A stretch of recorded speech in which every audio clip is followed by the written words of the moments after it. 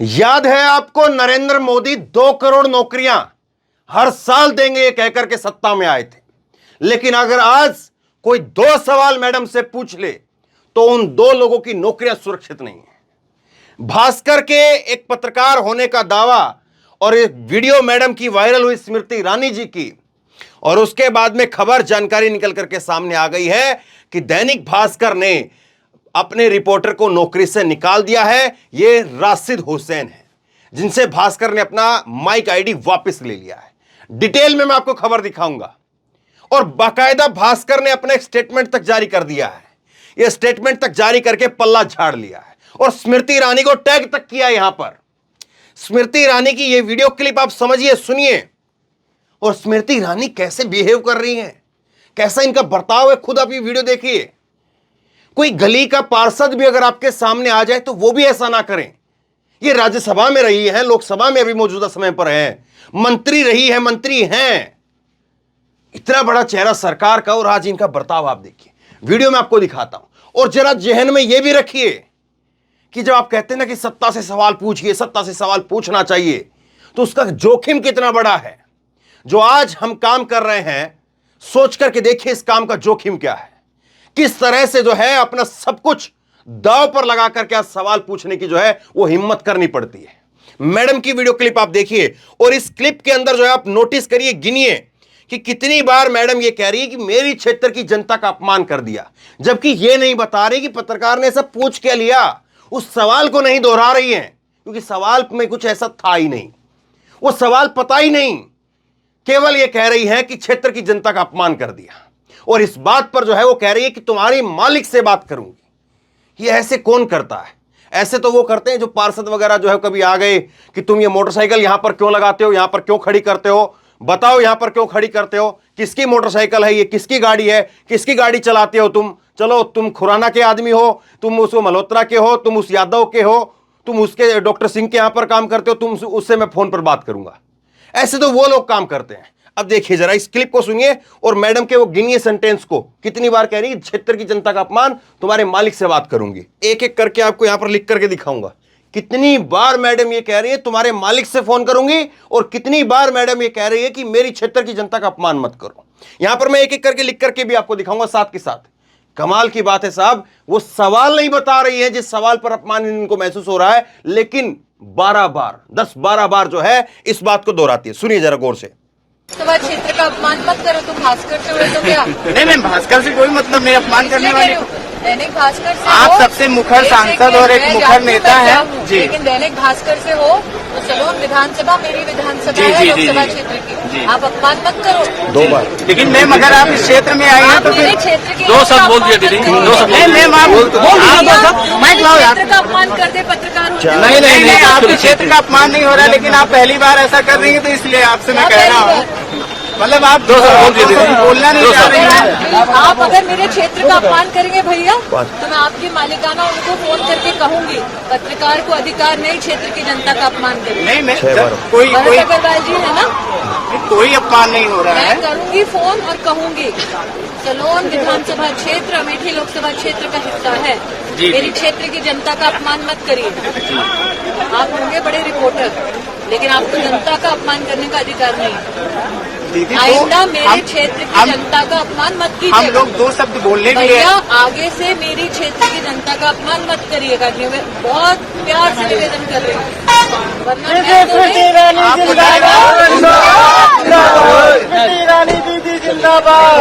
जिंदाबाद मैडम स्मृति ईरानी जिंदाबाद। अब जरा देखिए इस बात को, ये यहां पर जो है मैंने नंबर लिखे हैं, कुछ एक नंबर लिखे हैं। ये है, वो कह रही है कि क्षेत्र की जनता का अपमान मत करो, 11 बार वो इस बात को दोहराती रही, मेरी क्षेत्र का जनता का अपमान मत करो, मेरी क्षेत्र की जनता का अपमान मत करो। 2 मिनट की क्लिप है, और 2 मिनट की क्लिप के अंदर 11 बार वो कहती मेरी क्षेत्र की जनता का अपमान मत करो, और 4 बार कहती है कि मैं तुम्हारे मालिक को फोन करूंगी। भरत अग्रवाल है ना तुम्हारे मालिक। कमाल की बात है साहब, कमाल की बात है। एक ऐसा शख्स, एक ऐसा राजनीतिक व्यक्ति, एक राजनीतिक महिला, एक ऐसी जो कि इतने बड़े ओहदे पर रहे, और वो उसका व्यवहार ये हो, एक जिला का स्ट्रिंगर है वो, पत्रकार है वो, बस केवल इतनी है।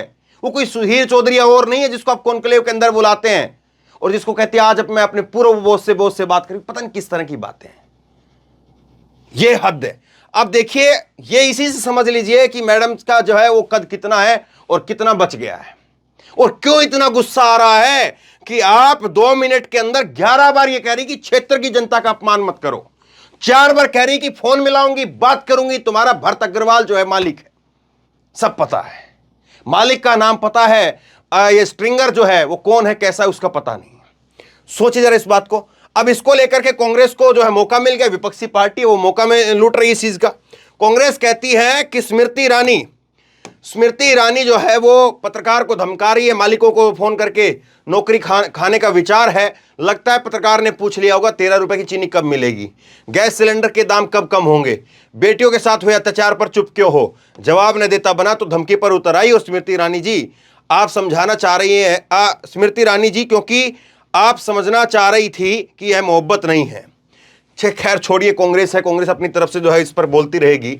अब फिर कांग्रेस ने आज ट्वीट किया है ये, और कांग्रेस आज ट्वीट करके कह रही है कि जिस पत्रकार की नौकरी की बात कह रही थी वो नौकरी चली गई है, और उसका गुनाह जो है वो ये था कि पत्रकार ने सवाल पूछने का गुनाह किया था, नौकरी खत्म हो गई, इतनी नफरत।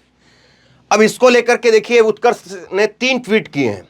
उत्कर्ष ने ट्वीट करके लिखा कि स्मृति ईरानी का वीडियो वायरल होने के बाद दैनिक भास्कर ने अपने रिपोर्टर को नौकरी से निकाला। ये राशिद हुसैन है जिनसे भास्कर ने माइक आईडी वापस ले लिया। विपिन यादव इन्हीं के साथी हैं। इन्हें भास्कर ने अपना कैमरामैन, अपना पत्रकार मानने से इनकार कर दिया, लेकिन हुसैन के मुताबिक विपिन उनके कैमरामैन थे। कल विपिन ने ही स्मृति ईरानी से सवाल पूछा था, उस समय राशिद भी वहीं थे। वीडियो वायरल होने के बाद आनंद फानन में विपिन से पल्ला झाड़ करके राशिद को बिना कारण बताए देर रात व्हाट्सएप ग्रुप से हटा दिया गया। राशिद कहते हैं कि दोनों को ही खबर अखबार ने हायर किया था और वो साथ में खबरें करते थे। इसके साथ आप देखिए, बतौर स्ट्रिंगर विपिन के पास कोई ज्वाइनिंग डॉक्यूमेंट नहीं है। भास्कर के ब्यूरो चीफ ने कहा कि माइक आईडी का गलत इस्तेमाल हो रहा था, इसलिए वापस ले लिया गया है। जबकि राशिद ने आरोप लगाया है कि उन्हें आज तक खबर का कोई पैसा नहीं मिला है। न्यूज लॉन्ड्री की रिपोर्ट है और ये रिपोर्ट विस्तार में बताती है। ये हालत है साहब आज मौजूदा समय पत्रकारिता की। अब मैडम का जवाब भी सुन लीजिए आप। मैडम कह रही हैं, ये कांग्रेस के ऊपर पलटवार कर रही हैं कि हे दिव्य प्राणी, धन्यवाद, पुण्य दर्शन पाकर के अमेठी की जनता से बदतमीजी ना करें, यह अनुरोध था जो शायद आप न समझे। आप अमेठी की जनता का अपमान सह सकते हैं, मैं नहीं। जहां तक सवालों का विषय है तो बताएं कि पूर्व सांसद से कब डिबेट करनी है, चीनी आटे दाल का धाव भी बता दूंगी। ये सब बातें जो है कह रही है। ये मैडम की एक वीडियो है जिसमें वो कह रही थी कि 13 रुपए जो है वो चीनी मिलेगी। अब 3 गुना फालतू भी अगर खर्च करेंगे ना आप, 39 रुपए भी दे देंगे तो भी चीनी नहीं मिलेगी 1 किलो, लेकिन मैडम की उस वक्त कही थी। और दूसरा इन्होंने ट्वीट किया, ये कह रही है कि ये दिव्य प्राणी तो ये है दिव्य प्राणी, ये है दिव्य प्राणी, ये तो दिव्यता की प्रकाष्ठा है। रिपोर्टर फेक निकला। अब फेक का मतलब क्या है? ये फेक है। फेक जो है वो भास्कर ने एक स्टेटमेंट जारी की है और स्मृति ईरानी को टैग किया बाकायदा। इसमें भास्कर इसमें कहता है कि केंद्रीय मंत्री स्मृति ईरानी और एक पत्रकार के बीच में बहस का जो वीडियो सोशल मीडिया पर वायरल हो रहा है, उसमें विपिन यादव नाम का जो पत्रकार खुद को दैनिक भास्कर डीबी कॉर्प का रिपोर्टर बता रहा है वह गलत है। अमेठी लोकसभा के इस क्षेत्र में दैनिक भास्कर का कोई स्थायी पत्रकार कार्यरत नहीं है। यहां दैनिक भास्कर अपने स्ट्रिंगर नेटवर्क से खबरें लेता है, लेकिन विपिन भास्कर के स्ट्रिंगर भी नहीं है। बस इसके बाद कुछ नहीं कहना चाहता मैं। वैसे 1000 चीज है कहने के लिए, लेकिन कहने का कोई औचित्य है नहीं। देखिए 2-3 बातों को समझिए। एक तो भास्कर का यहीं पे समझ में आ जाता है, अमेठी जो है वो राहुल गांधी हार के एक अलग विषय है, लेकिन अमेठी सबसे हॉट सीट में से एक सीट है और वहां पर स्ट्रिंगर तक भी आपका ना हो, समझ से परे की बात है। और छोड़िए आप स्ट्रिंगर की बात, तो आपका पत्रकार है या आपका रिपोर्टर है, आपका स्ट्रिंगर है नहीं है, लेकिन किसी के साथ भी आपको कम से कम ये लाइन लिखनी चाहिए थी। भास्कर, दैनिक भास्कर ग्रुप को ये लाइन लिखनी चाहिए थी कि हमारा वो रिपोर्टर नहीं है, हमारा जो है वो स्ट्रिंगर नहीं है, लेकिन उसने अगर कुछ पूछा है तो उसके साथ में जो व्यवहार मैडम का किया गया है, माननीय मंत्री साहिबा का जो व्यवहार है वो ठीक नहीं है।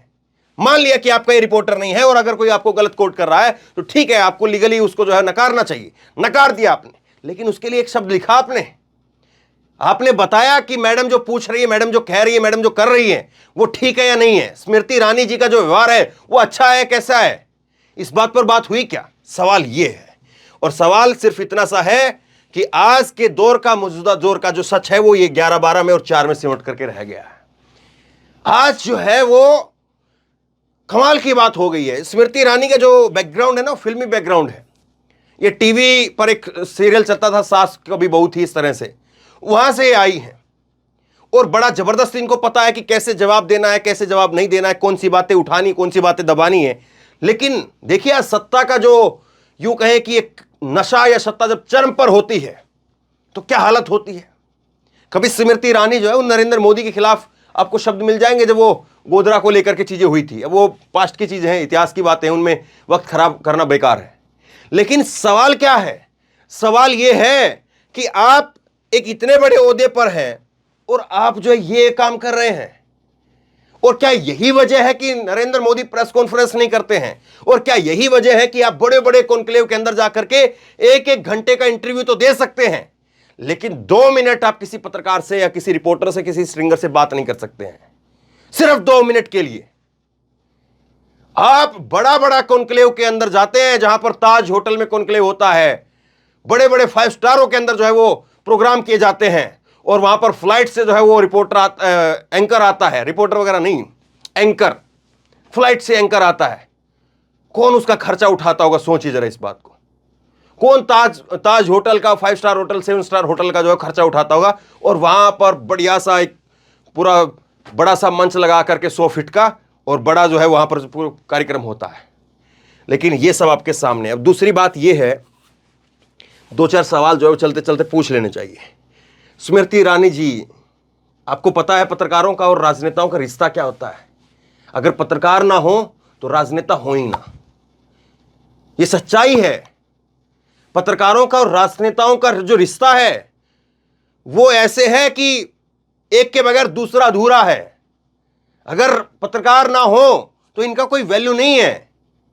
अब वो बात अलग है कि इनके चाटुकारों के जो है होड़ लगी हुई है, लाइन लगी हुई है, लेकिन एक पत्रकार ही है जो राजनेता की कही हुई बात को लोगों तक पहुंचाता है। वो पत्रकार तो एक माध्यम है।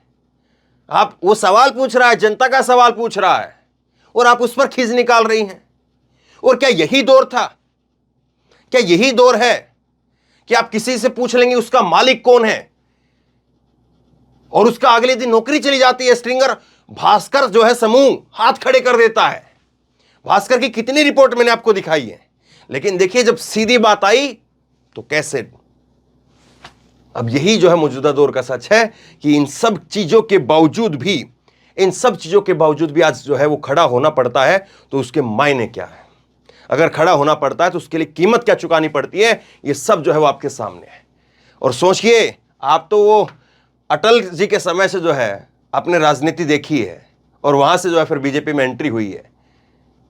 अटल जी का बहुत ज्यादा समय आपने नहीं देखा, लेकिन आखिरी जो वक्त है कुछ समय वो आपने देखा है। बाद में नरेंद्र मोदी का वक्त तो जो है वो 2011-12 से शुरू हुआ है। तो उस दौर में, और सोचिए जरा, अटल बिहारी वाजपेयी, उनको जो है वो राजीव गांधी जो इलाज करवाने के लिए, जब वो विपक्ष के नेता थे, सरकारी खर्चे पर विदेश भेजते हैं। और दूसरा एक और किस्सा मुझे याद आता है।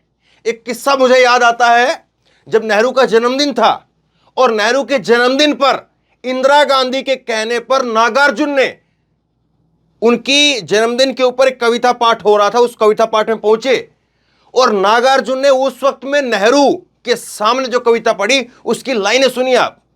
क्या कहा नागार्जुन ने उस वक्त में नेहरू के सामने, उन्हीं के जन्मदिन के मौके पर बैठ करके? वतन बेच करके पंडित नेहरू फूले नहीं समाते हैं, बेशर्मी की हद है फिर भी बातें बड़ी बड़ी बनाते हैं, अंग्रेजी अमेरिकी जोकों की जमात में है शामिल, फिर भी बापू की समाधि पर झुक झुक करके फूल चढ़ाते हैं। ये उस वक्त में देश के प्रधानमंत्री पंडित जवाहरलाल नेहरू, बहुत बड़ा कद था। कहां पर यह कद? बहुत बड़ा कद था। और उनके जन्मदिन के मौके पर तो वैसे भी कड़वी बातें नहीं कही जाती हैं। जन्मदिन का मौका होता है तो वैसे भी जो है वो रसगुल्ले से मीठी मीठी बातें कही जाती हैं। लेकिन नेहरू जी के सामने बैठ करके नागार्जुन कहते हैं कि वतन बेच करके पंडित नेहरू फूले नहीं समाते हैं, बेशर्मी की हद है फिर भी बातें बड़ी बड़ी बनाते हैं, अंग्रेजी और अमेरिकी जोकों की जमात में है शामिल, फिर भी बापू की समाधि पर बैठ करके पर झुक झुक करके फूल चढ़ाते हैं। क्योंकि उस वक्त में अमेरिकी और जो है वो रूस के साथ में एक बड़ा जो है वो चल रहा था कि आप हमारे ग्रुप में आ जाइए, आप हमारे ग्रुप में आ जाइए, नेहरू को लेकर के वो बहुत लंबी बात चली जाएंगी। तो ये जो है उस वक्त में नेताओं का कद था, लेकिन आज ये कद है। और सोचिए जरा, नेहरू से बड़ा कद तो नहीं है इनका। और आज जो है मैडम ने, या मैं ये कहूं कि मैडम ने नहीं भी ली होगी नौकरी, लेकिन कम से कम एक ट्वीट आना चाहिए था मैडम की तरफ से कि चलिए जो मर्जी बात हो और जिस मर्जी का वो रिपोर्टर और स्टिंगर हो, उसको नौकरी पर कम से कम रखा जाए, कहीं तो उसको नौकरी पर रखा जाए। और अगर कहीं नहीं होगा तो मैं उसको अपना बड़ा दिल दिखाते हुए अपनी पीआर एजेंसी के रूप में अमेठी में वो काम करे, क्योंकि वहां का लोकल जो स्थानीय पत्रकार है वो बड़ा दिल दिखाते हुए ये कम से कम ये बात कहनी चाहिए थी। लेकिन खैर, तो ये मनाइए कि वो बड़ा कोई और पत्रकार नहीं था, उसके पास में तो कुछ होगा नहीं, वरना सीबीआई ईडी तक जो है उसकी जांच पहुंच जाती कि इतना धन कहां पर है, इतने इसके प्लॉट कहां पर है, इतने इसके खेत कहां पर है, इतने इसके मकान कहां पर है, ये कैसे इसने ले लिया, वो कैसे इसने ले लिया, उसकी वो खुदाई चल रही होती। तो वो खैर मनाइए कम से कम। तो बहरहाल शेयर करिए इस खबर को, लोगों तक पहुंचाइए कि आज कहां से शुरुआत हमारी हुई थी 1947 से, और क्या हमारे पास में नेता थे, और आज हम कहां 2047 की बात करते हैं, 100 साल पूरे होने की बात करते हैं, और 50 साल तक सरकार चलाने वाले आज जो है वो 2 सवालों पर क्या कुछ उनका बर्ताव है, ये आपके सामने है। शेयर करिए इस खबर को, और आप क्या सोचते हैं नीचे कमेंट बॉक्स में लिख करके अपनी राय जरूर दीजिए। इस वीडियो को कम से कम अपने 5-5, 10-10 लोगों को जरूर शेयर करना। कई सारी जानकारियां मैंने आपको दी हैं, शायद और जहां पर आपको ऐसी जानकारी देखने को ना मिले। इसी तरह की तमाम खबरों के लिए ऑनलाइन न्यूज इंडिया को सब्सक्राइब कीजिए, साथ में जो बेल आइकन है घंटी उसको जरूर दबाइए, ताकि जैसे कोई खबर अपलोड करें उसकी नोटिफिकेशन सीधे सबसे पहले आपको मिल सके। धन्यवाद।